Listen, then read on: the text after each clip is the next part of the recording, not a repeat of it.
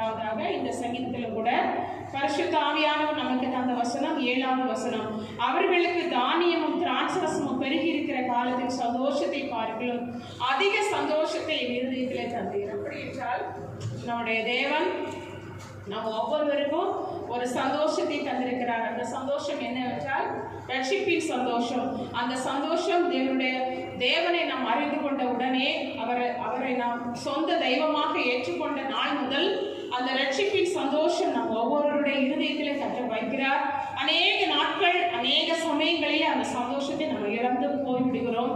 அதைத்தான் அந்த வேதவசனம் நமக்கு உணர்த்துகிறது. அவர்களுக்கு தானியமும் திராட்சரசமும் பெருகியிருக்கிற காலத்தில் சந்தோஷத்தை பார்க்கலாம் அதிக சந்தோஷத்தை. நம்முடைய இருதயத்துல நம்ம ஒவ்வொருவருடைய இருதயத்துல ஒரு சந்தோஷம் இருக்கிறது.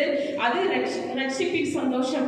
அந்த சந்தோஷத்தை கர்த்தர் நம்முடைய இருதயத்திலே தந்திருக்கிறார். இந்த முழு உலகமே, இந்த முழு தேசமே பயந்து போன ஒரு நிலைமையில காணப்படுகிறது. விஞ்ஞானிகள் ஒருவராலும் இந்த கொள்ளை நோயை கட்டுப்படுத்த அவர்களால் முடியாத ஒரு சூழ்நிலையில காணப்படுகிறாங்க.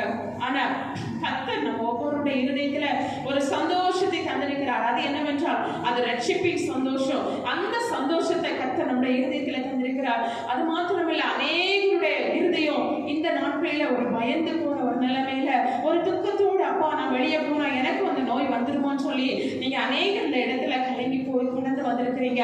ஆனா கர்த்தர் என்ன சொல்லுகிறார், ஒருபோது நீங்க பயப்படக்கூடாது. ஏன்னு சொன்னா நீங்க ஒவ்வொருவரும் அதிகாலை ஜெபத்துல, தனி ஜெபத்துல, குடும்ப ஜெபத்துல, அப்பா இந்த எழுப்புதலை எங்களுடைய கண்கள் காணணும், இந்த எழுப்புதலை என்னையும் ஒரு நபராக என்னை எடுத்து பயன்படுத்தணும்னு சொல்லி நீங்க ஜெபம் பண்ணணும். ஏன்னு சொன்னா அந்த 2வது அலை அநேகருக்கு நேற்றைய தினத்துல கூட ஒரு நபர் இறந்து போயிட்டாரு. அநேகர் இந்த நாட்களிலும் கூட இந்த கொரோனா வைரஸ்ல அநேகர் இந்த தேசத்தை விட்டு போயிடுவாங்க. அதுதான் பரிசுத்த ஆவியானவர் கடந்த வாரத்தில் சொன்னாரு, துன்மார்க்கிற காற்று பறக்கடிங்க பதரை போல் காணப்படுவார்கள். அப்படி என்றால் தேவனுக்கு விரோதமானவர்கள் தேவனுடைய அந்த எழுப்புதலுக்கு யாரெல்லாம் தடையா இருக்கிறார்களோ அவர்கள் எல்லாரும் இந்த தேசத்தை விட்டு கடந்து போவார்கள். ஏன்னு சொன்னா ஒரு பெரிய எழுப்புதலை கர்த்தர் இந்த தேசத்துல கட்டளையிட போகிறாரு. அதற்கு தான் நம்ம ஒவ்வொருவரையும் அவர் தகுதிப்படுத்துகிறாரு. அதற்கு தான் இந்த தேசத்தை சுத்திகரிக்கிறாரு. அப்படின்னு சொன்னா நம்ம ஐயோ சுத்திகரிக்கிறாரு போறவங்க போட்டோம் அப்படின்னு சொல்லிட்டு நம்ம அசதியா இருக்கக்கூடாது. நம்ம எல்லாரும் இதற்காக திறப்புல நின்று ஜெபிக்கணும். அதைத்தான் கண்ணீர் தான், நம்முடைய கண்ணீர் தான் இந்த கொள்ளை நோய்க்கு மருந்தான். இந்த கொள்ளை நோயை கர்த்தர் இந்த தேசத்துல இருந்து தூரத்தணும்னு சொன்ன, இந்த தேசத்துல இருந்து இந்த கொள்ளை நோய் விலகணும்னு சொன்னா நம்முடைய கண்ணீர் தான் மருந்து. வாரத்துல ஒரு நாள் ஃபாஸ்டிங் இருந்து ஒருவேளை உணவை நீங்க தியாகம் பண்ணி இந்த தேசத்திற்காக, நம்முடைய பட்டணத்திற்காக, நம்முடைய இந்திய தேசத்திற்காக, எத்தனையோ தேசத்துல குஜராத், இன்னுமாக மகாராஷ்டிராலாம் கொள்ளை நோயின் தாக்கம் அவ்வளவு தீவிரத்து போயிருக்கிறது. இந்த ஜனங்களுக்காக நம்ம வாரத்துல ஒரு நாள் ஆவியானவர் எனக்கு ஒரு காரியத்தை உணர்த்தினாரு. வாரத்துல ஒரு நாள் நீ ஃபாஸ்டிங் இருந்து இதற்காக ஜெபிக்கணும். நம்முடைய தேசத்திற்காக, நம்முடைய இந்திய தேசத்திற்காக, நம்முடைய இந்த தேங்கனிக்கோட்டை பட்டணத்திற்காக ஒரு நாள் நம்ம தரப்புல நின்று ஜெபிக்கணும். ஏன்னு சொன்னா அந்த எழுப்புதல்ல கர்த்தர் நம்ம பயன்படுத்தணும்னா, இந்த எழுப்புதலை நம்ம கண்கள் பண்ணணும்னு சொன்னா நம்ம மற்றவர்களுக்காக நம்ம ஜெபிக்கணும். அப்படின்னா தான் ஆண்டவர் சொல்றாரு நம்முடைய இருதயத்துல ஒரு ரட்சிப்பின் சந்தோஷம். அதைத்தான் அந்த வேதவசனம் நமக்கு உணர்த்துகிறது.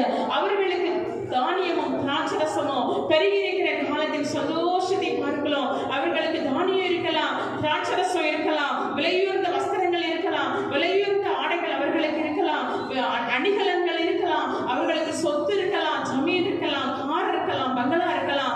ஆனா நம்ம இருதயத்தில் ஆண்டவர் ஒரு ரட்சிப்பின் சந்தோஷத்தை நம்ம இருதயத்தில் ஆண்டவர் தந்திருக்கிறாரு.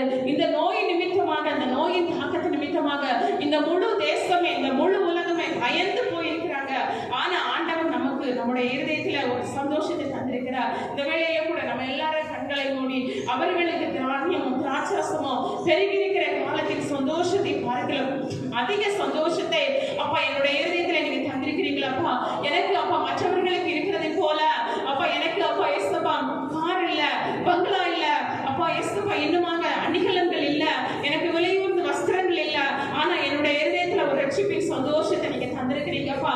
அந்த சந்தோஷத்தை ஒரு மனிதரால பிடிக்க முடியாது, அந்த சந்தோஷத்தை ஒரு மனிதரால பறிக்க முடியாது. அப்படிப்பட்ட ஒரு சந்தோஷத்தை என்னுடைய இருதயத்துல தந்திருக்கிறீங்களப்பா. அதற்காக உமக்கு நன்றி தகப்பனே. என்னுடைய இருதயத்துல அப்பா அப்பா எஸ்தப்பா விலை மதிக்க முடியாத அந்த ரட்சிப்பின் சந்தோஷத்தை என்னுடைய இருதயத்துல நீ தந்திருக்கிறீரே, அதற்காக உமக்கு நன்றி தகப்பனே. அந்த ரட்சிப்பின் சந்தோஷத்தை இந்த நாளிலே உங்க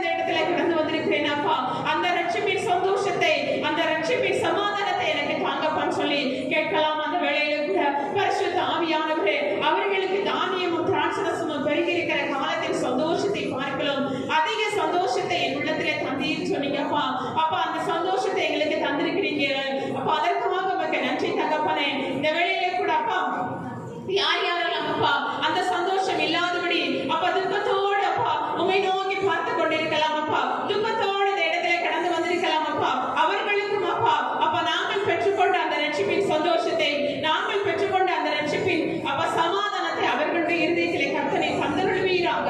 பரிசுத்த ஆவியானவரே உமக்கு நன்றி தகப்பனே, நன்றி பரிசுத்த ஆவியானவரே. அப்பா இயேசுவை உம்மை நோக்கி பார்க்கிற அப்பா யாவருக்குமே சமீபமாய் இருக்கிறபடினால் உமக்கு நன்றி தகப்பனே. இந்த வேளையிலே கூட அப்பா உம்மை நோக்கி கூப்பிடுகிற ஒவ்வொரு பிள்ளைகளுக்கும் கர்த்தாவே கர்த்தனை சமீபமாய் இருக்கிறபடினால் உமக்கு நன்றி அப்பா. அங்க கரத்துல ஒப்பு கொடுக்கிறோம். பரிசுத்த ஆவியானவரே உமக்கு நன்றி, நன்றி தகப்பனே, நன்றி பரிசுத்த.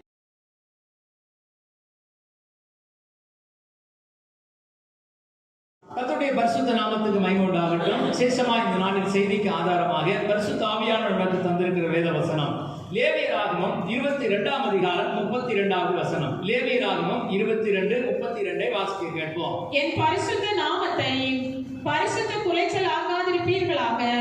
நான் இஸ்ரவேல் புத்திரர் நடுவே பரிசுத்தர் என்று மதிக்கப்படுவேன். நான் உங்களை பரிசுத்தமாக்குகிற கர்த்தர். அல்லேலூயா. என் பரிசுத்த நாமத்தை பரிசுத்த குலைச்சல் ஆக்காதிருப்பீர்களாக. ஆண்டவர் சொல்லுகிற வார்த்தையை நன்றாக கவனிங்க. எனக்கு பரிசுத்த நாமம் கொடுக்கப்பட்டிருக்கிறது. பரிசுத்தர் என்பது என்னுடைய நாமம். இந்த நாமத்தை நீங்கள் பரிசுத்த குலைச்சல் ஆக்காதிருப்பீர்களாக. ஏன் ஆண்டவர் இந்த வார்த்தையை சொல்லணும்? இன்னைக்கு ஜெபக்குறிப்பு நேரத்துல ஒரு ஜெபக்குறிப்பு கொடுக்கும்போது நீங்க கவனிச்சிருப்பீங்க. முதல் ஜெபக்குறிப்பு, தேசத்தை பரிசுத்த குலைச்சல் ஆக்குகிற ஆவிகளின் கிரியைகள் கட்டப்படுகிறதற்கு நான் ஜெபக்குறிப்பு கொடுத்தோம். ஏன் தெரியுமா? இன்றைக்கு சபையாகட்டும், சமுதாயமாகட்டும், உலகாவிய எல்லா பகுதிகளிலும் பரிசுத்த குலைச்சலை உண்டாக்குகிற காரியங்களை சத்துருவானவன் விதைத்துக் கொண்டிருக்கிறான். அதிகமாய் ஜனங்கள் பரிசுத்த குலைச்சலை உண்டாக்குகிற காரியங்களை நாடி ஓடுகிறார்கள். பரிசுத்த குலைச்சல் என்பது இன்றைக்கு சாதாரணமாகிவிட்டது. ஒரு காலத்துல பயந்து கொண்டிருந்த விசுவாசிகளும் பயந்து நடுங்கிக் கொண்டிருந்த தேவ பிள்ளைகளும் கூட இன்றைக்கு துணிகரமாய் பரிசுத்த குலைச்சலை உண்டாக்குகிற காரியத்தை நாம் பார்க்கிறோம். அதனாலதான் ஆண்டவர் சொல்கிறார், என் நாமத்தை பரிசுத்த குலைச்சல் ஆக்காதிருப்பீர்களாக. அவருடைய நாமம் பரிசுத்த குலைச்சல் ஆகிறதுனால இன்னைக்கு இந்த வைரஸ் பாதிப்பு, கொள்ளை நோய் தேசத்துக்குள்ள ஏன் வந்தது, இந்த கொள்ளை நோயை தேசத்துக்குள்ள தேவன் ஏன் அனுமதித்திருக்கிறார் என்று சொல்லி வேத அறிஞர்களும் பரிசுத்தவான்களும் ஜெபித்து தேவ சமூகத்தில் கேட்கும் போது ஆண்டவர் சொல்லுகிற பதில் இதுதான், என் நாமம் பரிசுத்த குலைச்சல் ஆயிற்று, என் நாமத்துக்கு இழுக்கு உண்டாயிற்று.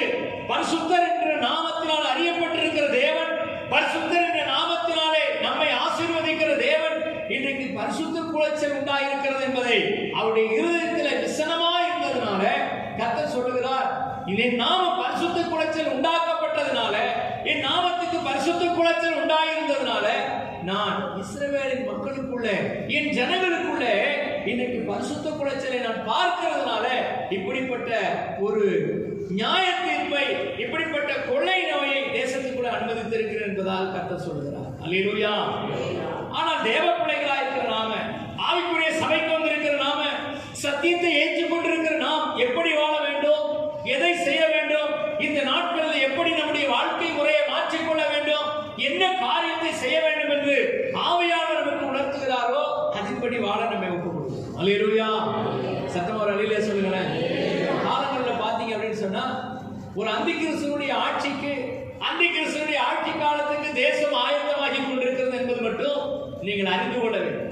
அல்லேலூயா. அவருடைய வருகை சீக்கிரத்தில் இருக்க போகிறது. அவர் சீக்கிரத்தில் மத்திய ஆகாயத்தில் வரப்போகிறார். தம்முடையவர்களை அழைத்து செல்ல போகிறார். கைவிடப்பட்டவர்கள் இந்த பூமியிலே அந்திகிறிஸ்துவினுடைய ஆட்சியில மிகவும் கொடுமையான காரியங்களை அனுபவிக்க போகிறார்கள். அதற்கென்றுதான் இன்றைக்கு தேசம் ஆயத்தமாகி கொண்டிருக்கிறது. அல்லேலூயா. இன்னைக்கு அரசாங்கத்தினுடைய சட்டம் என்ன சொல்லுது? 45 வயதுக்கு மேற்பட்டவர்கள் எல்லாரும் கண்டிப்பாக என்ன செய்யணும்?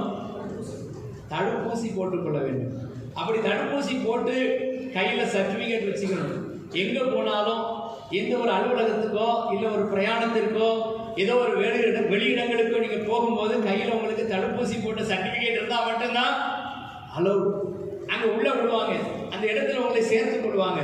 தடுப்பூசி போடாதவங்களை சேர்த்துக் கொள்ள மாட்டாங்க. அதனால ஜனங்கள் என்ன செய்யறாங்க? ஓடி ஓடி போய் தடுப்பூசி போட்டு கொண்டிருக்கிறார். அல்லேலூயா. இது அப்படியே கொஞ்சம் வேதத்தின் வழியாக, வேதத்தில் இதை பொருத்தி பார்க்கும்போது 666 என்று ஒரு முத்திரை வரப்போகிறது. சாத்தானுடைய இலக்கமாக இருக்கக்கூடிய 666 முத்திரையை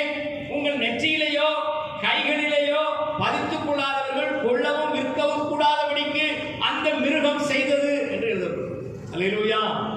அப்போ இது 666 முத்திரைக்கு இப்போ ஒரு ஆயத்தம் என்பதை நம்ம உணர்வோமா? உணர்வோம். ஒரு அல்லேலூயா சொல்லுங்க. அல்லேலூயா. தேசம் ஒரு முடிவுக்கு கொண்டு வரப்பட்டிருக்கிறது. இந்த உலகம் ஒரு முடிவு நாட்களை நோக்கி ஓடிக்கொண்டிருக்கிறது. ஆனா இந்த முடிவு நாட்களை அறிந்து நாம் செய்ய வேண்டிய சில காரியங்களை செய்வோமானால் நாம் அவருடைய ராஜ்யத்திலே, அவருடைய வருகையிலே அவரோடு கூட அழைத்துக் கொண்டு போகிறோம். அல்லேலூயா. அவர் வரும் நாளினில் என்னை காயாம அசைத்து அன்பாய் கூப்பிட்டு சேர்த்துக் கொள்வார். அவர் வரும் நாளினில் என்னை காயாம அசைத்து அன்பாய் கூப்பிட்டு சேர்த்துக் கொள்வார். அவர் சமூகத்தில் அங்கே அவருடனே ஆடி பாடியே மகிழ்ந்திடுவேன். அவர் சமூகத்தில் அங்கே அவருடனே ஆடி பாடியே மகிழ்ந்திடுவேன். ஆனந்தமே பரமானந்தமே, இது மாபெரும் பாக்கியமே. இந்த பாதலத்தை இந்த காதலவர் இந்த உள்ளத்தின் சொந்தமானார். இந்த பாதலத்தை இந்த காதலவர் இந்த உள்ளத்தின் சொந்தமானார். அல்லேலூயா. அல்லேலூயா. ஆண்டவர் இந்த வசனத்தினுடைய கடைசியில் சொல்கிறதை நன்றாக கவனித்து பாருங்க. நான் உங்களை பரிசுத்தமாக்குகிற கர்த்தர். அல்லேலூயா. தேசம் பரிசுத்த குலைச்சலாகிக் கொண்டிருக்கிறது. தேசத்தின் குடிகள் எல்லாரும் பரிசுத்த குலைச்சலுக்கு நேராக போய் கொண்டிருக்கிறார்கள். ஆனால் சபையில் இருக்கக்கூடிய நீங்களும் நானும், சபைக்குள்ள வந்திருக்கக்கூடிய நீங்களும் நானும், ஆண்டவருடைய பிள்ளைகளும் எப்படி இன்றைக்கு இந்த காலங்களை எதிர்கொள்வது, இப்படிப்பட்ட சூழ்நிலைகளை எப்படி எதிர்கொள்வது, இதோ உலகம் ஒரு முடிவுக்கு வந்துவிட்டது என்று பயந்து நடுங்கிக் கொண்டிருக்க வேண்டியது அல்ல. இப்படிப்பட்ட சம்பவங்கள் நடக்கும் போது நீங்கள் பயப்படாதீர்கள் அப்படின்னு தான் கர்த்தர் சொல்றார். அல்லேலூயா. ஏன் தெரியுமா? நான் உங்களை பரிசுத்தமாக்குகிறேன். அல்லேலூயா. அப்ப ஆண்டவர் இந்த கடைசி நாட்களில் சபைக்குள்ள, விசுவாசிகளுக்குள்ள, தேவ பிள்ளைகளுக்குள்ள எதிர்பார்க்கிற ஒரு குவாலிட்டி, ஒரு தரம் என்ன அப்படின்னு சொன்னா பரிசுத்தப்படுத்துதல். அதனாலதான் ஆண்டவர் சொல்லுகிறார், நான் உங்களுக்குள்ளே, இஸ்ரவேல் ஜனங்களுக்குள்ளே பரிசுத்தர் என்ற நாமத்தினால் அறியப்படுவேன், பரிசுத்தர் என்ற நாமத்தினால் மதிக்கப்படுவேன். அல்லேலூயா. சத்தமா அல்லேலூயா சொல்லுங்களேன். ஏன் ஆண்டவர் இதை சொல்லணும்? இதோ கடைசி காலம். எல்லாரும் உலகத்தினுடைய போக்கில, உலகத்தினுடைய காரியங்களில, உலக மக்களுடைய பழக்க வழக்கங்களில நாம் நீர்த்து போன நிலையில அவர்களோடு கூட ஓட பழகிவிட்டோம், அவர்களோடு கூட வாழ பழகிவிட்டோம். சபைக்குள்ளே பரிசுத்த குலைச்சல் உண்டாயிருக்கிறதுனாலும், சபை மக்களுக்குள்ளே பரிசுத்த குலைச்சலை சத்துருவானவன் விதைத்து விட்டபடினால்தான் கர்த்தர் சொல்கிறார், நான் உங்களை பரிசுத்தமாக்குகிற கர்த்தர். அல்லேலூயா. ஏன் ஆண்டவர் பரிசுத்தமாக்குகிற கர்த்தர் சொல்லணும்? பைபிள் அநேக இடங்களில் நீங்க வாசிக்கலாம். நான் உங்களை ஆசீர்வதிக்கிற கர்த்தர் கொஞ்சம் தான் இருக்கு. அல்லேலூயா. ஆசீர்வதிக்கிற கர்த்தர் தான். ஆனா அதை கூட நான் உங்களை பரிசுத்தமாக்குகிற கர்த்தர் என்ற வார்த்தை அதிகமா இருக்கு. அல்லேலூயா. ஆண்டவர் எதை விரும்புகிறார்? ஆசீர்வாதத்தை நமக்கு தருகிறது உண்மைதான். ஆசீர்வாதத்தை தருகிறதற்காக தான் கர்த்தர் நம்மை அழைத்திருக்கிறார். ஆசீர்வதிக்கிறதற்காக தான் கர்த்தர் கொண்டு வந்திருக்கிறார். இஸ்ரவேலை ஆசீர்வதிப்பதுதான் கர்த்தருக்கு பிரியம். ஆனா அதை விட ரொம்ப முக்கியம், நீங்கள் பரிசுத்தமாக வேண்டும். அல்லேலூயா. சத்தமா ஒரு அல்லேலூயா சொல்லுங்களேன். நீங்க கேட்கலாம், நாங்களாம் பரிசுத்தமாக தான் பாஸ்டர் இருக்கிறோம். அல்லேலூயா. பரிசுத்தமா இருக்கிறவர்கள் ஒரு அல்லேலூயா சொல்லுங்க. வர மாட்டேங்குது. பரிசுத்தமாகிறவன் இன்னும் பரிசுத்தமாக. அல்லேலூயா. இந்த காலங்களில் ஆவியானவர் சொல்ற காரியம், பாவம் செய்கிறவன், அநியாயம் செய்கிறவன் இன்னும் அநியாயம் செய்யட்டும், ஆனா பரிசுத்தமாகிறவன் என்ன செய்யட்டும்?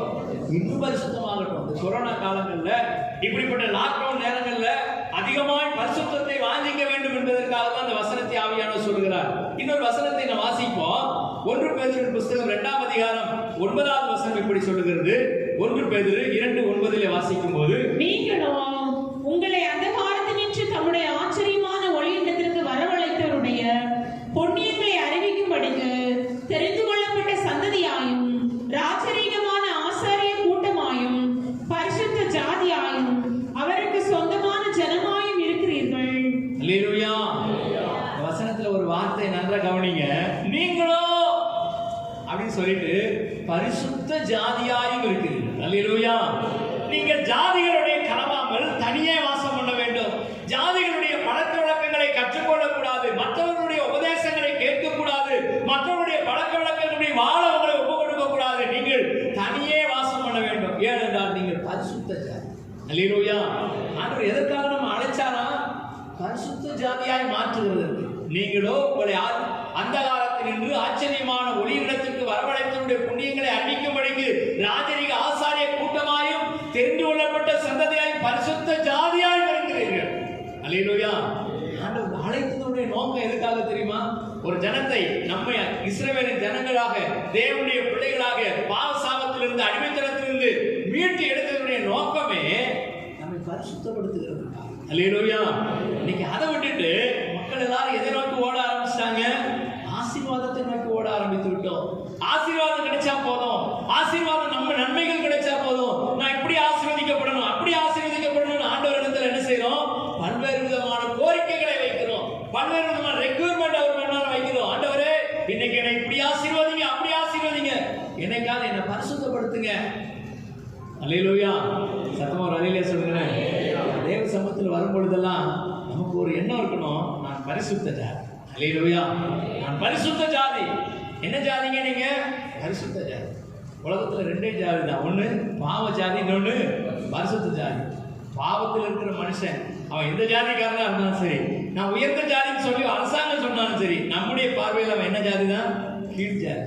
அல்லேலூயா. நான் பரிசுத்த ஜாதியை அழைக்கப்பட்டிருக்கிறோம். வேதம் சொல்லுகிறது, நீங்களோ உங்களை ஆந்த காலத்தில் நின்று ஆச்சரியமான ஒளியிடத்திற்கு வரவழைத்தவருடைய புண்ணியங்களை அறிவிக்கும்படிக்கும் தேவனுடைய நாமத்தை மகிமைப்படுத்தும்படிக்கும் பரிசுத்த ஜாதியாக மாற்றப்பட்டிருக்கு. இன்னொரு வசனத்தை நான் வாசிப்போம். உபாகமம் 14ஆம் அதிகாரம் 2வது வசனம் இப்படி சொல்லுகிறது. வாசிப்போம். உபாகமம் 14:2 வாசிக்கும் போது, நீங்கள் உங்கள் தேவனாகிய கர்த்தருக்கு பரிசுத்தமான ஜனங்கள், பூமியின் மீதெங்கும் உள்ள எல்லா ஜனங்களிலும் உங்களையே கர்த்தர் தமக்கு சொந்த ஜனங்களாய் இருக்க தெரிந்து கொண்டார். அல்லேலூயா. எவ்வளவு ஒரு மேன்மையான பாக்கியம் பாருங்க. நீங்கள் உங்களுடைய தேவனாகிய கர்த்தருக்கு பரிசுத்தமான ஜனங்கள், பூமியில் இருக்கிற எல்லா ஜனத்தை காட்டிலும் உங்களை மேன்மையாய் தெரிந்து கொண்டார்கள். அல்லேலூயா. சத்தமா ஒரு அல்லேலூயா சொல்லுங்களேன். உலகத்தில் இருக்கக்கூடிய மற்ற மக்களுக்கு கிடைக்காத ஒரு காரியம். மற்றவங்க எல்லாம் கேட்பாங்க, நீங்க சர்ச்சுக்கு போனீங்களே, நீங்க ஆலயத்துக்கு போனீங்களே, இயேசுவை நம்பி போனீங்களே, என்ன கிடைச்சது? பரிசுத்தம் கிடைச்சதுன்னு சொல்லுங்க. அல்லேலூயா. அவன் அப்படியே சொக்கி அப்படியே மறைந்து அவன் மாய்ஞ்சு போயிடுவான். அந்த மனுஷனுக்கு சொல்லும் போது, அந்த மனுஷனுடைய எதிர்பாளருக்கு எதிர் மனுஷனுக்கு நீங்க சொல்லும் போது, நான் தேவனுடைய ஆலயத்துக்கு போனதுனால, ஆண்டவராக இயேசு கிறிஸ்துவை தெரிந்து கொண்டதுனால நானும் என் குடும்பமும் பரிசுத்தமாக இருக்கிறோம் சொல்லுங்க. அல்லேலூயா. இந்த மேன்மையை, இந்த பாக்கியத்தை உலகத்துல வேற எந்த மார்க்கமும் எந்த மதமும் தரவே முடியாது. இயேசு கிறிஸ்து மட்டும்தான் சொல்லுகிறார், நான் உங்களை பரிசுத்தமாக்குகிற கர்த்தர். அல்லேலூயா. அல்லேலூயா.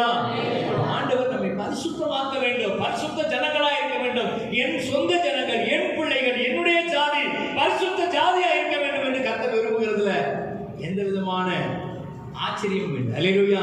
ஏன்னா அவர் பரிசுத்தர். அதனால அவருடைய பிள்ளைகள் எப்படி இருக்கணும்? பரிசுத்தரா இருக்கணும். அதனாலதான் ஆண்டவர் இந்த பூமியில பல்வேறு விதமான காரியங்களை வச்சிருக்கிறார். பரிசுத்தமாக்குதலை எப்படி நாம செய்யணுமா?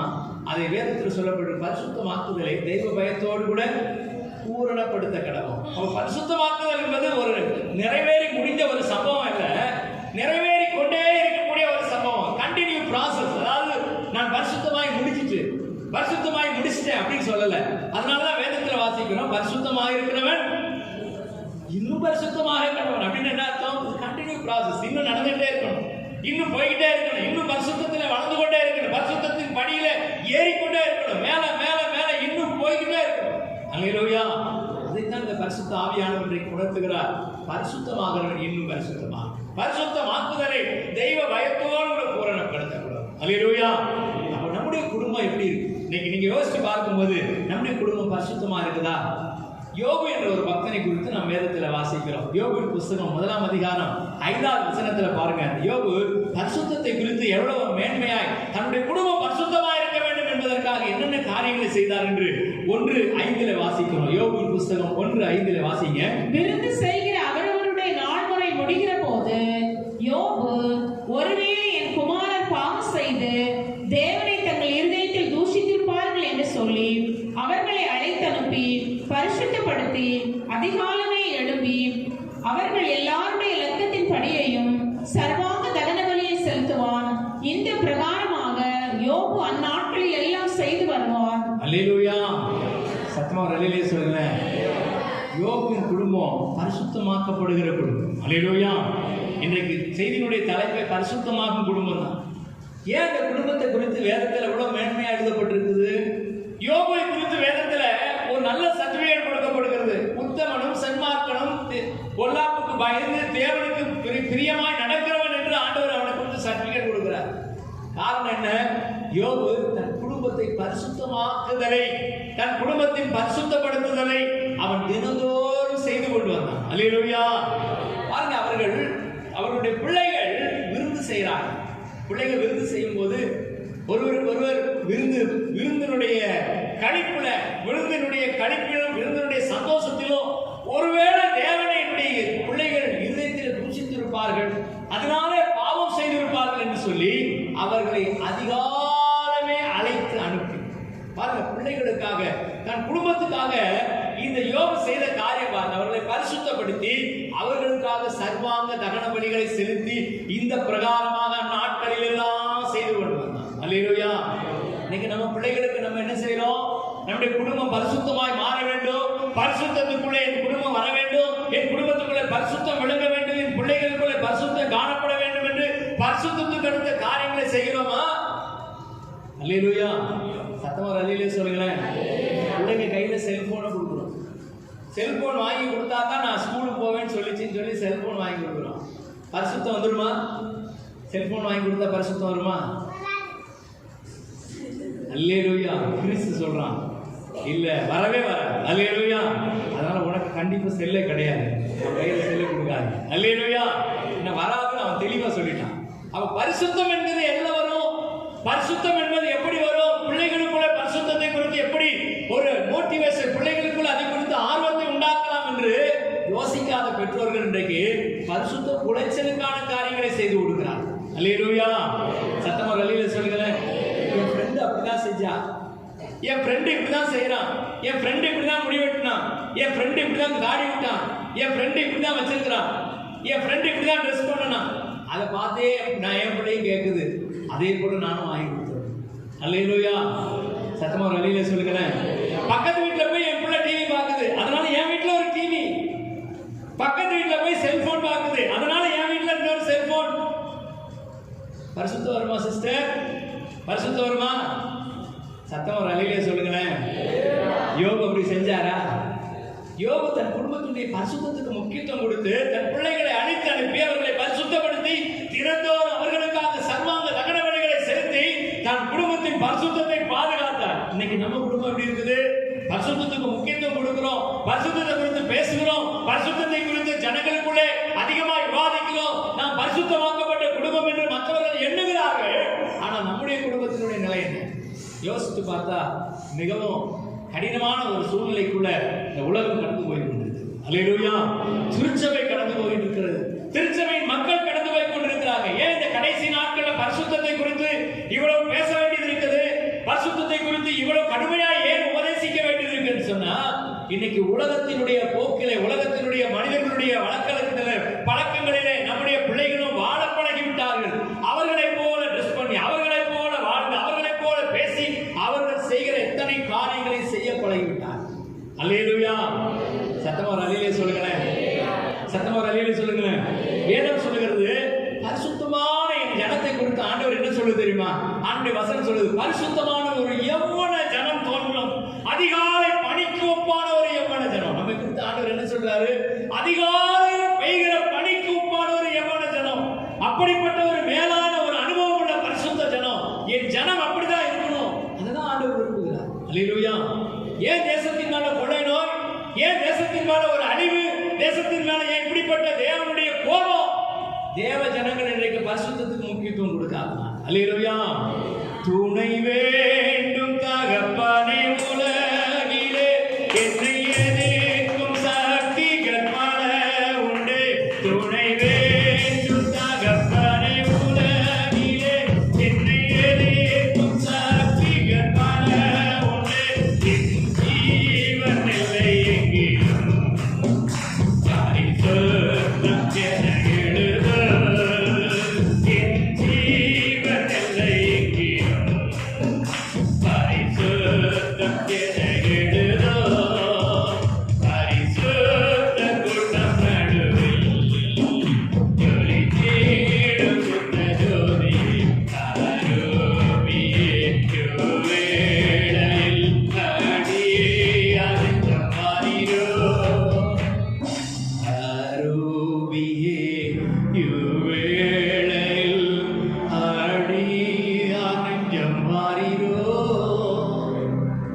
விசுவாசிகளும் சரி, தேவ பிள்ளைகளும் சரி, பரிசுத்தவான்களும் சரி, ஆலயத்துக்கு வந்தா எதை விரும்புனாங்க தெரியுமா? ஐயோ, தேவ ஆலயத்துக்கு நான் போகணும், நான் பரிசுத்தமாகணும், நான் தேவ ஆலயத்துக்கு என் குடும்பத்தோடு போகணும், என் குடும்பம் பரிசுத்தமாகணும், என் குடும்பம் பரிசுத்தத்தில் நிலை நிற்கணும், இதுக்காக ஜெபம் பண்ணாங்க. அதனாலதான் அவங்க பாட்டு இப்படி வந்தது. பரிசுத்த கூட்ட நடுவில் ஜொலித்தின சுத்த ஜோதியே அரூபியே இவ்வேளையில் அடியார் நெஞ்சம் மாறியோன்னு பாடினாங்க. ஆனா இன்னைக்கு பாட்டு எப்படி இருக்குது? அல்லேலூயா. இருதயத்தின் நிறைவினால வாய் பேசு, இருதயத்துக்குள்ள இருந்துதான் வாய் பேசு, இருதயத்துக்குள்ள இருந்துதான் வெளியே வரும். அப்ப இன்னைக்கு பாட்டே மாறிடுச்சு, விசுவாசிகளுடைய மனநிலைகள் மாறிடுச்சு, தேவ பிள்ளைகளுடைய மனநிலைகள் மாறிடுச்சு. அதனாலதான் கடைசி நாட்களிலே கர்த்தர் கொண்டு வந்திருக்கிறார் என்பதை உங்களுக்கும் எனக்கும் உணர்த்தும்படியாக இந்த வசனத்தை நமக்கு தந்திருக்கிறார். இதோ நான் உங்களை பரிசுத்தமாக்குகிற கர்த்தர். இதை எப்படி நம்ம கொண்டு வர்றது? அல்லேலூயா. நீங்க கேட்கலாம், பாஸ்டர் இது எப்படி நாங்க செயல்படுத்துறது, இதை கொண்டு வருது என்ன செய்யலாம்? அதற்கு சில ஆலோசனைகளை வேதத்தின் வழியாக சொல்லப்படுகிறது. முதலாவது, யாத்திராகமத்தின் புஸ்தகம் 31ஆம் அதிகாரம் 14வது வசனத்தை வாசிக்க கேட்போம். யாத்திராகமம் 31:14. ஆகையால் ஓய்வு நாளை ஆசரிப்பீர்களாக, அது உங்களுக்கு பரிசுத்தமானது, அதை பரிசுத்த குலைச்சலாக்குகிறவன் கொலையுண்ட கடவன், அதிலே வேலை செய்கிற எந்த ஆத்துமாவும் தன் ஜனத்தின் நடுவில் இராதபடிக்கு அறுப்புண்டு போவான். அல்லேலூயா. ஓய்வு நாளை ஆசரிப்பீர்களாக. அல்லேலூயா. அது பரிசுத்தமானது. இன்னைக்கு நீங்க கேட்கலாம், அப்ப நாங்க ஓய்வு நாள் ஆராதனைக்கு சனிக்கிழமை போயிடுறோம். அல்லேலூயா. சனிக்கிழமை தான் ஓய்வு நாள், அது கரெக்ட் தான், அவங்க சொல்றது கரெக்ட் தான், நம்ம மாற்றல. சனிக்கிழமை ஓய்வு நாள் தான். ஆனா ஆண்டவராகிய இயேசு கிறிஸ்து என்னைக்கு உயிர் தெழுந்தார்? என்னைக்கு உயிர் தெழுந்தாரு? சத்தமா ஒரு அழியில சொல்றேன். பெந்தைக்கோஸ்தே நாள் என்ன கிழமை வந்தது? பெந்தைக்கோஸ்தே என்ற நாள் வந்த போது அப்படின்னு எழுதப்பட்டிருக்குது. அந்த பெந்தைக்கோஸ்தே நாள் என்னைக்கு வந்துதான்? ஞாயிற்றுக்கிழமை. நம்ம என்ன சபை? பெந்தைக்கோஸ்தே சபை. பெந்தைக்கோஸ்தே அனுபவத்தை நாம் பிடித்திருக்கிறோம். பெந்தைக்கோஸ்தே அனுபவத்தோடு கூட ஆராதிக்கிறோம். பெந்தைக்கோஸ்தே நாளன்று பரிசுத்த ஆவியானவர் சபையில ஊற்றப்பட்டா அவர்கள் எல்லாரும் தங்களுக்கு தேவன் தந்தருடைய வரத்தின்படியே வெவ்வேறு வாசைகளிலே பேசினார்கள், தேவனுடைய மகத்துவத்தை பேசினாங்க. அதனால பெந்தைக்கோஸ்தே நாளிலே உருவாக்கப்பட்ட சபை பெந்தைக்கோஸ்தே சபை. அதனால ஞாயிற்றுக்கிழமை ஆராதிக்கிறோம். சத்தமா ஒரு அலிலியா சொல்லுங்களேன். யாராவது கேட்பாங்க, ஏன் நீங்க ஓய்வு நாள் ஆராதனையை விட்டுட்டு சனிக்கிழமை விட்டுட்டு ஞாயிற்றுக்கிழமை ஏன் ஆராதிக்கிறீங்கன்னு கேட்டா, நாங்கள் பெந்தைக்கோஸ்தே நாளில ஊற்றப்பட்ட பரிசுத்த ஆவியானவரை நம்புகிறோம். பெந்தைக்கோஸ்தே நாளில ஊற்றப்பட்ட பரிசுத்த ஆவியானவருடைய கிரியைக்கு எங்களை ஒப்பு கொடுத்திருக்கிறோம். பரிசுத்த ஆவியானவரை பற்றி இருக்கிறோம், அவரை பிடித்திருக்கிறோம். அவருக்கு முன்பாக நான் பரிசுத்தமாகும்படிக்கு அவர் சொன்ன கட்டளைகளை பிரமாணங்களின்படி செய்யும்படிக்கு ஞாயிற்றுக்கிழமை ஆராதி. அல்லேலூயா. சத்தமா ஒரு அலிலியா சொல்லுங்களேன். தெய்வத்துக்கு நேராய் போவோம். வசனம் சொல்லுகிறது ஓய்வு நாள் பரிசுத்தமானது. இன்னைக்கு அநேகருக்கு ஞாயிற்றுக்கிழமை ஆராதனைக்கு வர்றத கடமையா நினைச்சு செய்யறாங்க. ஏன் கடமையா நினைச்சு செய்யறாங்க? ஞாயிற்றுக்கிழமை ஆராதனைக்கு போகலன்னா பாஸ்டர் கேட்பாரு. ஞாயிற்றுக்கிழமை ஆராதனையில வந்து உட்கார்றன்னா ஏதோ பக்கத்து வீட்டுக்காரங்க கேட்பாங்க, குடும்பத்தில் இருக்கிறவங்க கேட்பாங்க, அம்மா கேட்பாங்க, அப்பா கேட்பாங்கன்றதுக்காக வராங்க. ஆனா எதுக்காக வரணும் தெரியுமா? இந்த பரிசுத்தமான நாளை என்று நினைவு கூறும்படிக்கு. அதுதான் வேதம் சொல்லுகிறது. ஓய்வு நாளை பரிசுத்தமாய் ஆசரிங்க, அது பரிசுத்தமானது, அதை பரிசுத்த குலைச்சலாக்குகிறவன். இன்னைக்கு தேசத்துல என்ன நடந்துட்டு இருக்கு தெரியுமா? ஞாயிற்றுக்கிழமை ஆராதனை நாள், ஞாயிற்றுக்கிழமை கர்த்தரை ஆராதிக்கிற நாள். இந்த நாளை மகிமையுள்ள நாள் என்று எண்ணுவாயானால் உன்னை ஆசீர்வதிப்பேன்னு சொன்ன கர்த்தரை விட்டுட்டு ஞாயிற்றுக்கிழமை தான் கல்யாணம், ஞாயிற்றுக்கிழமை தான் காது குத்து, ஞாயிற்றுக்கிழமை தான் வீடு ஓப்பனிங், ஞாயிற்றுக்கிழமை தான் எல்லாம். ஏன் இப்படி வந்துச்சுங்க கேட்டா, ஞாயிற்றுக்கிழமை வச்சாதான் என்ன செய்வாங்களாம்? எல்லாரும் வருவாங்களாம். அல்லேலூயா. சத்தமா ஒரு அல்லேலூயா சொல்லுங்களேன். இயேசு வர மாட்டார், எல்லாரும் வருவாங்க. ஆனா உங்க வீட்டுக்கு யாரும் வர மாட்டாரு? இயேசு வர மாட்டார். தானா ஒரு கல்யாண வீட்டில் அற்புதம் நடந்ததுக்கு காரணம் என்ன தெரியுமா? இயேசுவும் அவருடைய சீசர்களும் அந்த கல்யாணத்துக்கு அழைக்கப்பட்டிருந்தார்கள். சத்தமா ஒரு அல்லேலூயா சொல்லுங்களேன். கண்டவனா வந்தாங்க கல்யாண வீட்டில் அற்புதம் நடக்காது, இயேசு வரணும். அல்லேலூயா. பரிசுத்த குலைச்சல் இன்னைக்கு தேசத்துல ஏன் உண்டாகிறது? தேவனுடைய நாளை அற்பமாய் நினைத்து, தேவனுடைய நாளை தேவ ஜனங்கள் அற்பமாய் நினைக்கிறதுனால தேசம் பரிசுத்த குலைச்சலுக்குள்ள போகுது. அல்லேலூயா. இன்னைக்கு யாருடைய நாள்? கர்த்தருடைய நாள். இது பரிசுத்த நாள். இந்த நாளை குறித்த ஒரு முக்கியத்துவத்தை நம்ம குடும்பத்துக்குள்ள நீங்க சொல்லி பாருங்க. இந்த நாளுக்கான முக்கியத்துவத்தை உங்க குடும்பத்துல செஞ்சு பாருங்க. பரிசுத்தம் தானாகும். அல்லேலூயா. இரண்டாவது லேவியராகமம் 27:30. தேசத்திலே நிலத்தின் வித்திலும் விருட்சங்களின் கனியிலும் தசமபாகம் எல்லாம் கர்த்தருக்கு உரியது, அது கர்த்தருக்கு பரிசுத்தமானது. அல்லேலூயா. சத்தமா ஒரு அல்லேலூயா சொல்லுங்களேன். ஆண்டவர் நம்மை பரிசுத்தமாக்குகிறேன்னு சொல்றாரு. முதல் வசனத்தில் நான் வாசிக்கும் போது லேவியராகமம் 22:32 வாசித்தோம். நானே உங்களை பரிசுத்தமாக்குகிற கர்த்தர். பரிசுத்தம் பண்ணுகிறதற்கு நம்ம விட்டு கொடுக்கணுமா வேண்டாம்? அல்லேலூயா. சத்தமா ஒரு அல்லேலூயா சொல்லுங்களேன். சின்ன குழந்தைங்க பார்த்துருக்கீங்களா? வீட்டில் சின்ன குழந்தைங்க வெளியில் மண்ணில் விளையாடும். கொஞ்சம் ஒரு டம்ளரில் தண்ணி எடுத்து போய் மண்ணில் ஊற்றி அந்த மண்ணெல்லாம் அப்படி குழப்பி அப்படி மூஞ்சிலெல்லாம் பூசி கை காலெல்லாம் அப்படியே மண்ணாக்கி சேராக்கி விளையாடிட்டு இருக்கோம். அந்த விளையாடிட்டு இருக்கிற பிள்ளைய அப்படியே விட்டுருவோமா? நம்ம நல்லா இருக்குது, அழகா இருக்குது அப்படின்னு விடுவோமா? அந்த அம்மா என்ன பண்ணுவாங்க? வா இங்கே வந்து ஒன்று குளிக்க வைக்கிறேன் வான்னு சொல்லுவாங்க. ஆனால் வராது, அது ஓடும்.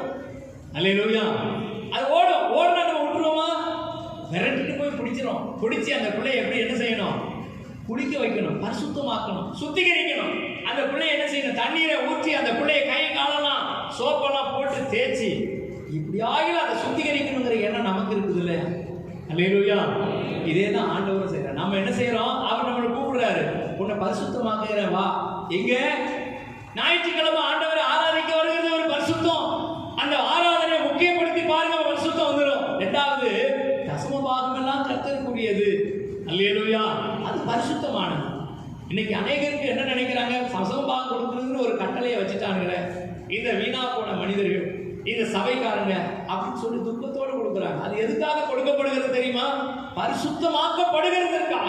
பரிசுத்தமான தசமபாகத்தை தேவனுடைய ஆலயத்துக்கு கொண்டு வரும்போது வேதத்தில் அடுத்த வசனத்தை வாசிப்போம். மத்தேயு சுவிசேஷம் 23:19 வசனத்தில் சொல்லப்பட்டிருக்கிறது.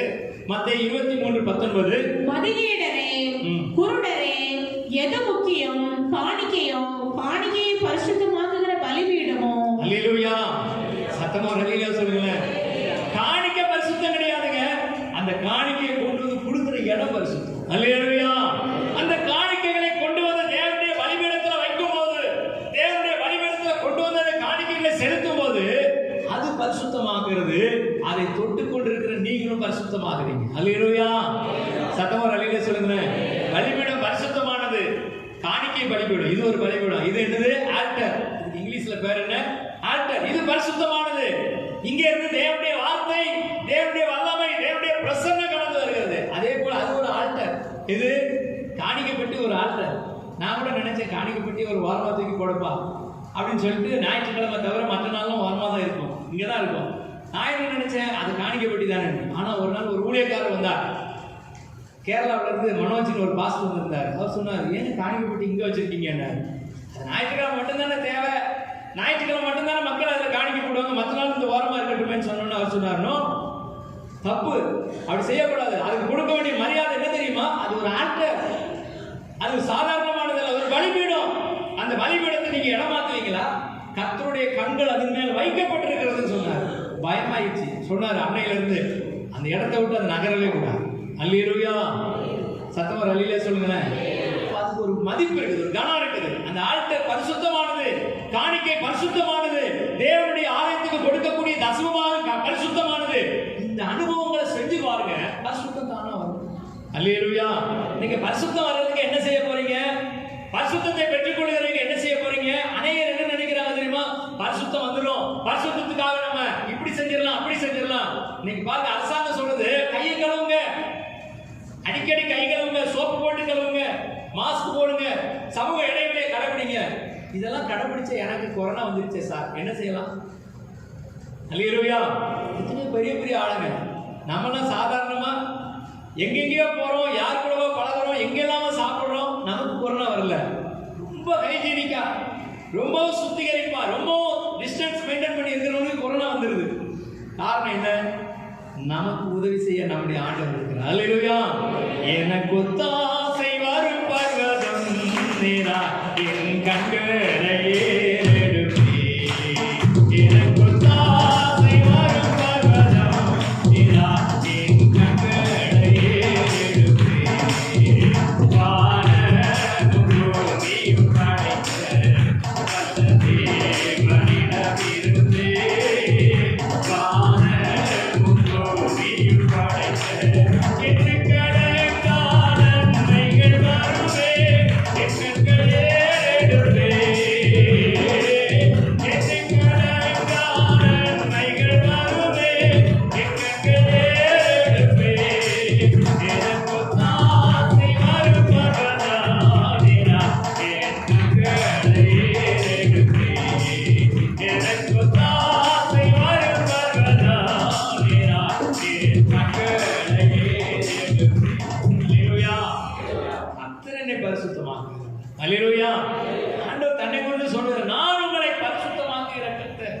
எப்படி ஐயா பரிசுத்தமாக்க முடியும்?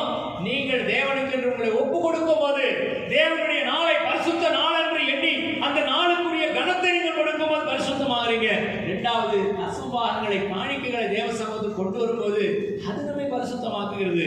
ஒரு வசனத்தை வாசிக்கிறோம். நீதிமொழிகள் புஸ்தகம் 20ஆம் அதிகாரம் 25வது வசனத்தில் சொல்லப்பட்டிருக்கிறது. நீதிமொழிகள் 20:25. பரிசுத்தமானதை விழுங்குகிறதும் பரிசுத்தமானதை விழுங்குகிறதும் பொருத்தனை செய்த பின்பு யோசிக்கிறதும் மனுஷனுக்கு கண்ணியா இருக்கும். அல்லேலூயா. சத்தமா ஒரு அலிலே சொல்லுங்க. பரிசுத்தமானதை விழுங்குகிறது கண்ணி, பாவம். அப்ப தேவ சமூகத்தில் ஆண்டவருக்கு என்று காணிக்கைகளை கொடுக்கும் போது, பரிசுத்தமான தசமபாகங்களை கொண்டு வந்து அந்த ஆல்டர்ல வைக்கும் போது, இந்த பலிபீடத்தில் வைக்கும் போது அது நம்மை பரிசுத்தமாக்குது. மூன்றாவது என்ன காரியம் வாசிப்போம். ஒபதியாவின் புஸ்தகம் 1 அதிகாரம் 17வது வசனத்தை வாசிக்க கேட்போம். ஒபதியா 1:17. ஆனாலும் சீயோன் பர்வதத்திலே தப்பி இருப்பார் உண்டு, அவர்கள் பரிசுத்தமாய் இருப்பார்கள். யாக்கோபின் வம்சத்தார் தங்களுடைய சுதந்திரங்களை சுதந்திரித்துக் கொள்வார்கள். அல்லேலூயா. அடுத்து பாருங்க, சீயோன் பர்வதத்திலே தப்பி இருக்கிற ஜனங்கள் உண்டு, அவர்கள் பரிசுத்தமாய் இருப்பார்கள். அல்லேலூயா. ஆண்டவர் மூன்றாவது ஒரு காரியத்தை சொல்லுகிறார். பரிசுத்தமாக்குதலை தெய்வ பயத்தோடு பூரணப்படுத்த கடவோம் என்று வேதத்தில் வாசிக்கிறோம். அந்த தெய்வ பயத்தோடு பூரணப்படுத்துகிறதுக்கு சில வழிமுறைகள் இருக்கிறது. எல்லா காரியமும் பரிசுத்தமாகி விடாது, எல்லா காரியத்திலும் பரிசுத்தமாகி விட முடியாது. முதலாவது, தேவனுடைய நாளை பரிசுத்த நாள் என்று எண்ணுகிறதுனால பரிசுத்தமாகிறோம். தேவனுடைய காணிக்கைகளை தசமபாகங்களை ஆல்டர்ல பலிபீடத்தில் கொண்டு வரும்போது பரிசுத்தமாகிறோம். மூன்றாவது, சீயோன் பர்வதத்தில் தங்கி இருக்கும்போது பரிசுத்தமாகும். அல்லேலூயா. அப்ப நீங்க கேட்கலாம், சீயோன் பர்வதம் எங்க பாஸ்டர் இருக்குது? நாங்களும் போய் அங்க ஒரு மாசம் தங்கிட்டு வரணும். அல்லேலூயா. சத்தமா ஒரு அல்லேலூயா சொல்லுங்களேன். அந்த சீயோன் பர்வதம் எங்க இருக்குதா? மத்தேயு சுவிசேஷம் 23ஆம் அதிகாரம் 17வது வசனத்தில் அதற்கு விளக்கம் சொல்லப்பட்டிருக்கிறது. மத்தேயு 23:17. மதிகேடரே, குருடரே, எது முக்கியம்? எது முக்கியம்? பொன்னோ? பொன்னை பரிசுத்தமாக்குகிற தேவாலயமோ? அல்லேலூயா.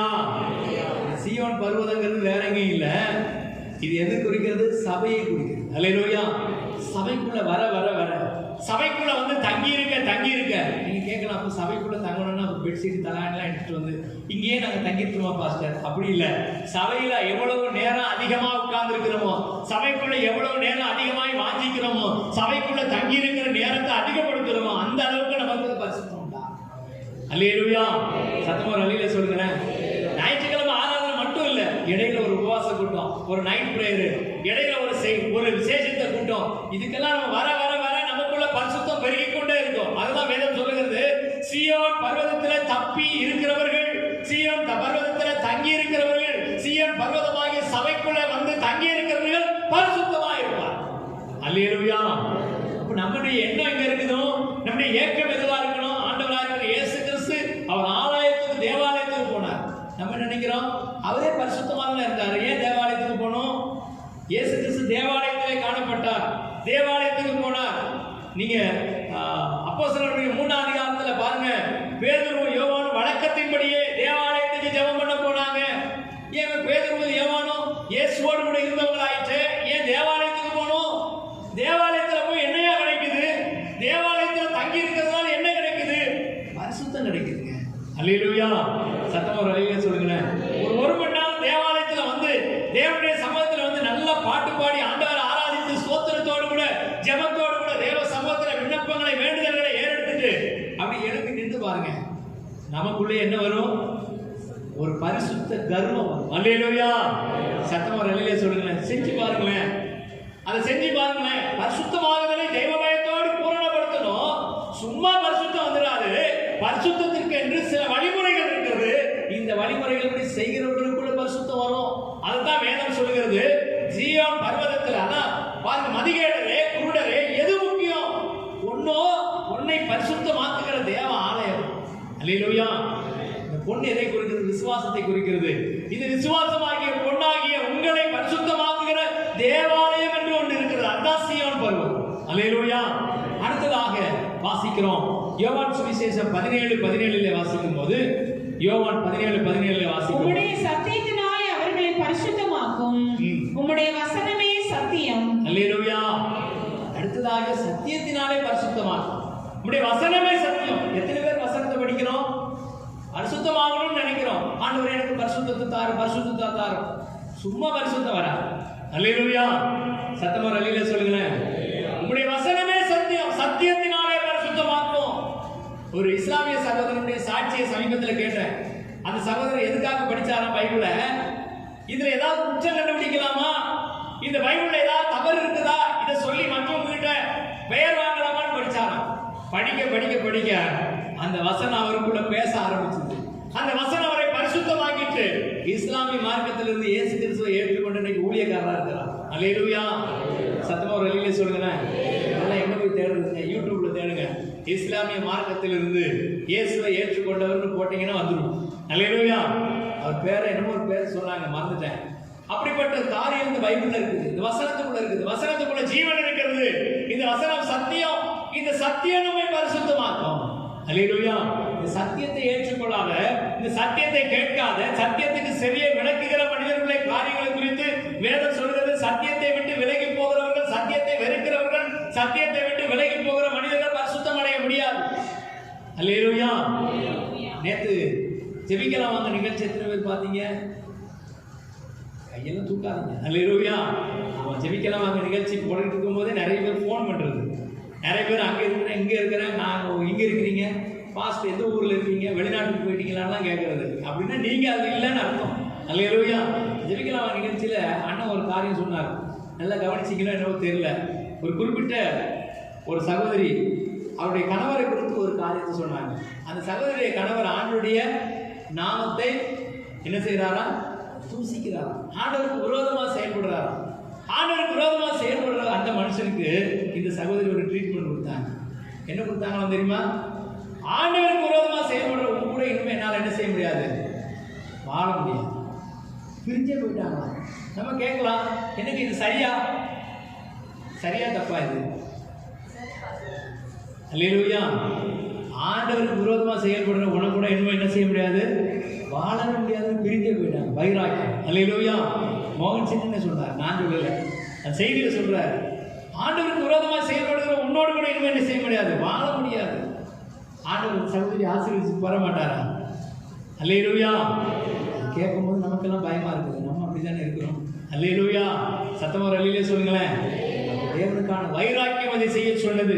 தேவனுக்கான பரிசுத்த வைராக்கியம், பரிசுத்தத்தை கொடுத்த வைராக்கியம் அந்த சகோதரிக்குள்ள இருந்ததுனால வேதம் சொல்லுகிறது, பரிசுத்தமாக்குகிறது தேவனுடைய வசனம், தேவனுடைய சத்தியம். உங்களுடைய சத்தியத்தினால் அவர்களை பரிசுத்தமாக்கும். உங்களுடைய வசனமே சத்தியம். அப்ப வசனத்தை படிக்க படிக்க படிக்க, வசனத்தை கற்றுக்கொள்ள கற்றுக்கொள்ள, வசனத்தை பேச பேச பேச நமக்குள்ள என்ன வரும், பரிசுத்தம் வரும். அல்லேலூயா. சத்தமா ஒரு அல்லேலூயா சொல்லுங்களேன். நம்முடைய சகோதரர்கள் ஒருவருக்கு பார்க்கும்போது, நம்முடைய சகோதரர்கள் ஒருவருக்கு சகோதரிகள் ஒருவருக்கு வெளியில பேசும்போது எதை குறித்து பேசுங்க, வசனத்தை குறித்து பேசுங்க. உங்களுக்குள்ள பரிசுத்தம் வரும். இதை விட்டுட்டு தெரியுமா நேற்று இப்படி நடந்துச்சு தெரியுமா, அவ அவங்க வீட்டுக்கு போனா தெரியுமா, இவங்க வீட்டுல இருந்தா தெரியுமா, இதெல்லாம் பேசினா நமக்கு என்ன வரும், சிந்தை கரை விட்டு போகும். அதனால வசனத்தை பேசுங்க, வசனத்தை படிங்க, வசனத்துக்கு முக்கியத்துவம் கொடுங்க. அடுத்து கடைசியாக ஒரு காரியத்தை மட்டும் சொல்லி நான் ஜெபிக்க விரும்புகிறேன். 1 கொரிந்தியர் 6ஆம் அதிகாரம் 11வது வசனம். 1 கொரிந்தியர் 6:11. உங்களில் சிலர் இப்படிப்பட்டவர்களா இருந்தீர்கள், ஆயினும் கர்த்தராகிய இயேசுவின்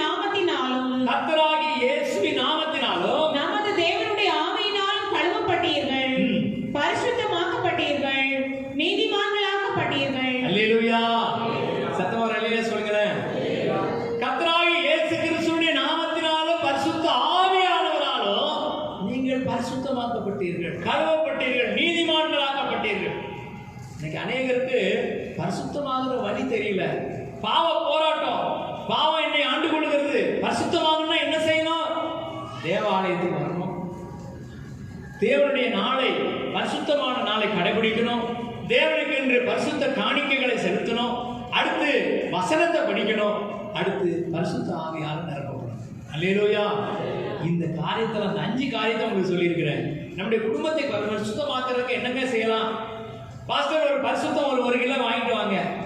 முனிராஜ் கடையில் இருக்குது, ராகவேந்திரா ஸ்டோர்ல இருக்குது. 1 கிலோ பரிசுத்தத்தை வாங்கிட்டு வந்து பொரியல் பண்ணி ஆளு கொஞ்சம் சாப்பிட்டா பரிசுத்தம் ஆகிருமா?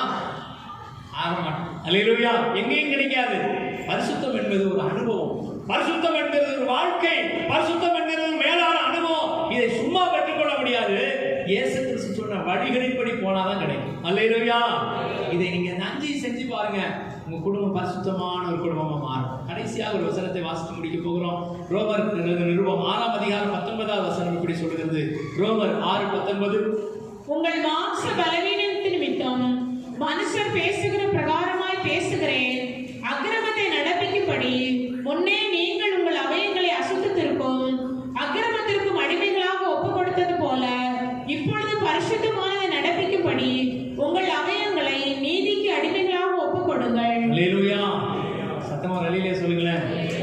ஒரு இடத்துல ஒரு நாள் நாங்கள் பேசி கொண்டிருக்கும் போது ஒரு அம்மா சொன்னாங்க, ஒரு குறிப்பிட்ட சாப்பாடு, ஒரு குறிப்பிட்ட உணவு அவர்கள் அதிகமாக வாஞ்சிக்க செய்யுமா. ஒன்றும் இல்லை, ஒரு சிக்கன் வச்சுக்கோங்களேன், சிக்கன் சாப்பிடாம இருக்க முடியாது, சிக்கன் சாப்பிட்டே ஆகணும். அப்போ அந்த ஊழியக்காரம்மா சொன்னாங்களா, இன்னும் இந்த நாக்கு என்ன செய்யலை, ரசிக்கப்படலை. நாக்கு என்ன செய்யலை, ரசிக்கப்படலை. ரசிக்கப்பட்டிருந்துச்சுன்னா என்ன செய்யும், அது சிக்கனுக்காக ஏங்காது. இந்த கண்ணு ரசிக்கப்படலை, இந்த காது ரசிக்கப்படலை, இந்த மூக்கு ரசிக்கப்படலை, என்னுடைய சரீரம் ரசிக்கப்படலை அப்படின்னா ஒவ்வொரு அவயங்களும் ரசிக்கப்படணும். அதை தான் வேதம் சொல்றது. முன்னே நீங்கள் அசுத்தத்திற்கென்று உங்களுடைய சரீரத்தின் அவயங்களை ஒப்பு கொடுத்திருந்தீங்க. முன்னே நீங்கள் உங்கள் சரீரத்தின் அவயங்கள் மூலமா அசுத்தத்தை நடப்பித்தீங்க. ஆனா இப்பொழுதோ நீங்கள் பரிசுத்தமானதை நடப்பிக்கும்படி உங்கள் அவயங்களை நீதிக்கு அடிமையாக ஒப்பு கொடுங்க. அல்லேலூயா. பரிசுத்தமானதை பெற்றுக்கொள்ளுகிறதற்கும், பரிசுத்தம் என்பதை வாழ்க்கையில நிலைநாட்டுகிறதற்கும், பரிசுத்தம் என்பதை குடும்பத்துக்குள்ளே கொண்டு வருகிறதற்கும் நான் செய்கிற பிரயாசம் என்ன? இன்றைக்கு அதைத்தான் நம்ம தீர்மானிக்க போகிறோம். ஆண்டவர் இந்த கடைசி நாட்களில தம்முடைய பிள்ளைகளை, மற்றவங்களை விட்டுருங்க, வெளியில இருக்கிறவங்களை விட்டுருங்க, ஆண்டவர்கள் அல்லாதவர்களை விட்டுருங்க, அவங்களாம் ரட்சிக்கப்படட்டும், உள்ள வரட்டும், சந்தோஷமா நல்லதா ஏற்றுக்கொள்ளலாம். ஆனா அதை விட ரொம்ப முக்கியம் என்ன தெரியுமா, நானும் என் குடும்பமும் பரிசுத்தமாக்கப்படுங்க. அல்லேலூயா. இந்த கடைசி நாட்கள்ல ஆண்டவருடைய கோபம், உக்கிர கோபம் தேசத்தின் மேல ஊற்றப்பட்டுக் கொண்டிருக்கக்கூடிய இந்த நாட்களில தேவ ஜனங்கள் இன்றைக்கு பரிசுத்தத்துக்கு தங்களை ஒப்பு கொடுத்து, தேவ ஜனங்கள் தம்முடைய குடும்பங்களை பரிசுத்தமாக்குறதற்கு இந்த அனுபவங்களுக்குள்ள வந்தா நிச்சயமா தேசத்தில் இருந்து இந்த கொள்ளை நோய் மாறும். அல்லேலூயா.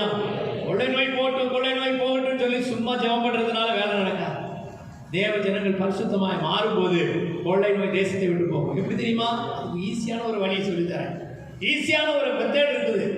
அன்றைக்கு ஆபிரகாம் சோதோம் பட்டணம் அழிக்கப்படும் போது, சோதோம் பட்டணம் அழிஞ்சிட்டு போட்டோம் அப்படின்னு விடாம அங்க போய் ஒரு வார்த்தை சொல்றாரு தெரியுமா, நீ நீதிமானோடு துன்மார்க்கரோடு நீதிமானையும் அழிப்பீரோ.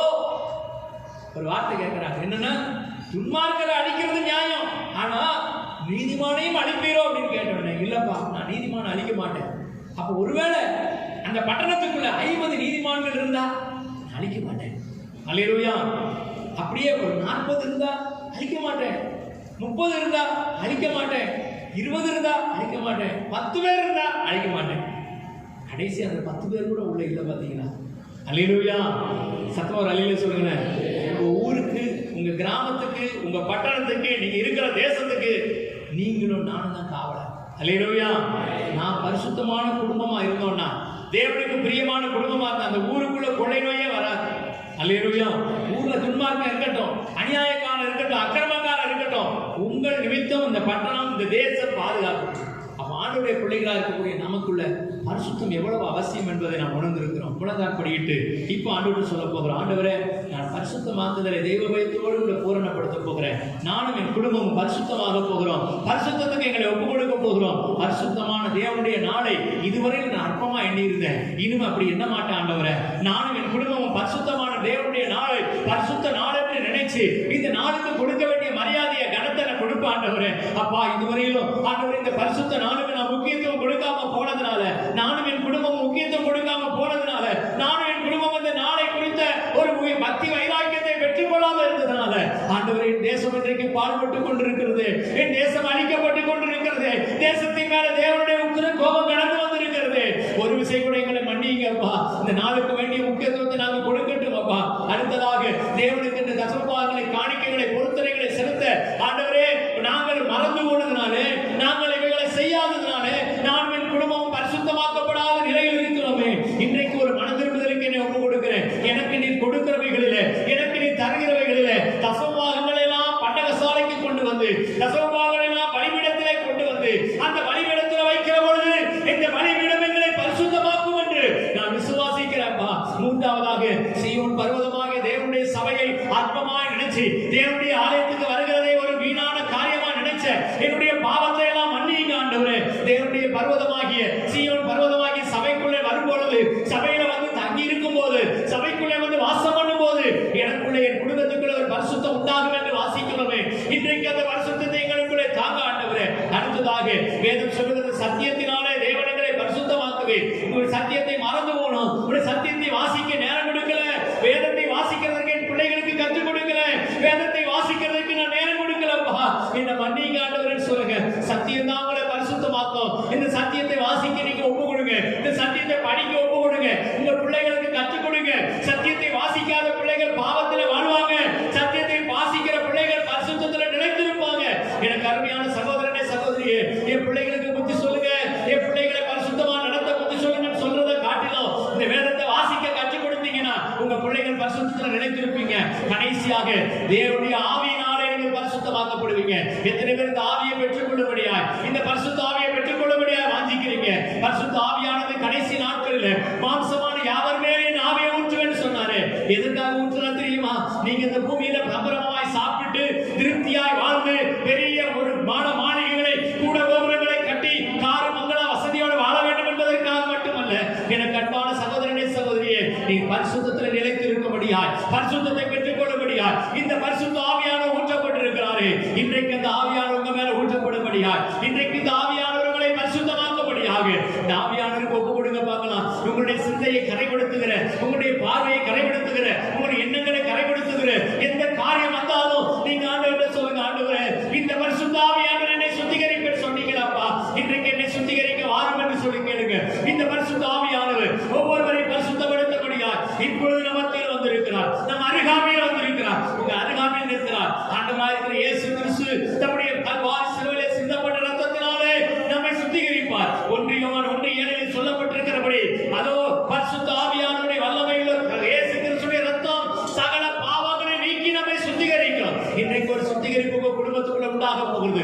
ஒரு பரிசுத்தமாக்குதல் உங்க குடும்பத்துக்குள்ள உண்டாக போகிறது. குடும்பத்தை ஒப்பு கொடுங்க.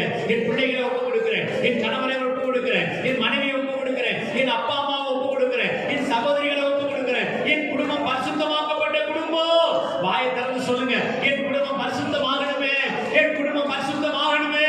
கேளுங்க கேளுங்க, எல்லாரும் ஆவியானவரை கேளுங்க. இந்த பரிசுத்தமாக்குதலை தெய்வ வயத்தோடு கூட பூரணப்படுத்தும்படியா என் குடும்பம் பரிசுத்தமாகணும்னு சொல்லி கேளுங்க. என் குடும்பம் ஆசீர்வதிக்கப்படணும். என் பிள்ளைகள் படிக்கணும். என் பிள்ளைகள் உயர்ந்த நிலைக்கு வரணும்னு சொல்லி கேட்கறதை காட்டிலும் நீங்க முக்கியமா கேட்க வேண்டிய ஒரு காரியம் என்ன தெரியுமா? என் பிள்ளைகள் பரிசுத்தமாகணும். என் குடும்பம் பரிசுத்தமாகணும். என் பிள்ளைகள் பரிசுத்தமாகணும். கேளுங்க கேளுங்க, எல்லாரும் ஆவியானவருடைய வல்லமை நிரப்பப்படும்படியா பரிசுத்தமாக்குதலை தெய்வ பயத்தோடு கூட கர்த்தர் என்னை பூரணப்படுத்த விரும்புகிறார். எத்தனை பேர் விசுவாசத்தோடு கூட என்னை பரிசுத்தப்படுத்துங்கப்பா, என் பிள்ளைகளை பரிசுத்தப்படுத்துங்கப்பா, என் குடும்பத்தை பரிசுத்தப்படுத்துங்க ராஜா சொல்லுங்க. ஹalleluya ஹalleluya ஹalleluya. பரிசுத்த ஆவியே பக்தர்கள் துணையாளரே, கூட இருப்பவரே, குறைகள் தீர்ப்பவரே. பரிசுத்த ஆவியே பக்தர்கள் துணையாளரே, கூட இருப்பவரே, குறைகள் தீர்ப்பவரே. பேச்சிடும் தெய்வமே, இடத்தருவவரே, பேச்சிடும் தெய்வமே, இடத்தருவவரே. ஊற்று தண்ணீரே, ஊற்று தண்ணீரே, எங்கள் உள்ளத்தின் ஆறுதலே, எங்கள் உள்ளத்தின் ஆறுதலே. பரிசுத்த ஆவியே பக்தர்கள் துணையாளரே, கூட இருப்பவரே, குறைகள் தீர்ப்பவரே, கூட இருப்பவரே, குறைகள் தீர்ப்பவரே. எத்தனை பேர் ஒப்பு கொடுத்து இன்றைக்கு நானும் என் குடும்பமும் பரிசுத்தமாகணும் ராஜா, அதுக்கு உதவி செய்யுங்கப்பான்னு கேட்க போறீங்க. கரங்களை உயர்த்தி ஆண்டவர் சகோதரர் சொல்லுங்க, ஆண்டவரே நானும் என் குடும்பமும் பரிசுத்தமாகணும். ஆண்டவரே பரிசுத்தத்துல நிலைத்திருக்கணும் ஆண்டவரே. என் பிள்ளைகள் பரிசுத்தத்துல நிலைத்திருக்கணும் ஆண்டவரே. யோபுக்கு ஒரு கரிசனை இருந்தது. யோபு தன் பிள்ளைகளை குறித்து பயந்த காரியம் என்ன தெரியுமா? ஒருவேளை என் பிள்ளைகள் பாவம் செய்து தேவனுடைய நாமத்தை தூசித்து பாவம் செஞ்சிருந்தா என்ன மன்னிங்கப்பா, என் பிள்ளைகளை மன்னிங்கப்பான்னு சொல்லி தேவ சமூகத்தில் அதிகமா மன்றாடணும். இன்றைக்கு ஆண்டவர் பிள்ளைகளை, தேவ பிள்ளைகளை பார்த்து ஆண்டவருடைய கரம், ஆண்டவருடைய கண்கள் இதைத்தான் நோக்குகிறது. எத்தனை பேர் தன்னுடைய குடும்பத்தில் இருக்கிற பிள்ளைகளுக்காக, மனைவிக்காக, கணவருக்காக, பெற்றோருக்காக, சகோதர சகோதரிகளுக்காக பரிசுத்தத்துக்காக வாஞ்சிக்கிறீங்க. ஐயோ, என் சகோதரன் பரிசுத்தமாகணும், என் சகோதரி பரிசுத்தமாகணும், என் கணவர் பரிசுத்தமாகணும், என் மனைவி பரிசுத்தமாகணும், என் பிள்ளைகள் பரிசுத்தமாகணும் சொல்லி கண்ணீரோடு விட தேவ சகோதரன் இருப்போமா? ஆவியானவரே, உங்களுடைய கிருபையுள்ள கரத்தில் ஒப்பு கொடுக்கிறோம். இந்த நாளிலும் பரிசுத்தத்தை வாஞ்சிக்கிற, பரிசுத்தத்தை பெற்றுக்கொள்ளும்படிக்கு விரும்புகிற ஒவ்வொருவர் மேலும் ஒரு விசேஷித்த பரிசுத்த பிரசன்னம் இறங்கி வரட்டும் ஐயா. நீங்கள் பரிசுத்தமாக்கப்பட்ட குடும்பம் என்ற நிலையில தேவனை துதிக்க ஆண்டவர் அனுகிரகம் செய்கிறார். இயேசு கிறிஸ்துவின் பரிசுத்தமுள்ள நாமத்தை வேண்டி ஜெபிக்கிறோம் எங்கள் ஜீவனுள்ள நல்ல பிதாவே, ஆமென். அல்லேலூயா. நீங்கள் தொடர்பு கொள்ள வேண்டிய எங்கள் முகவரி: இயேசு நம்மோடு சபை, எண் 54/1, இந்திரா நகர், தென்கனி கோட்டை. தொலைபேசி எண்கள் 9865152111, 9965157399. Our address: இயேசு நம்மோடு சபை, நம்பர் 54/1, இந்திரா நகர், தென்கனி கோட்டை. Phone numbers 9865152311, 9965157399.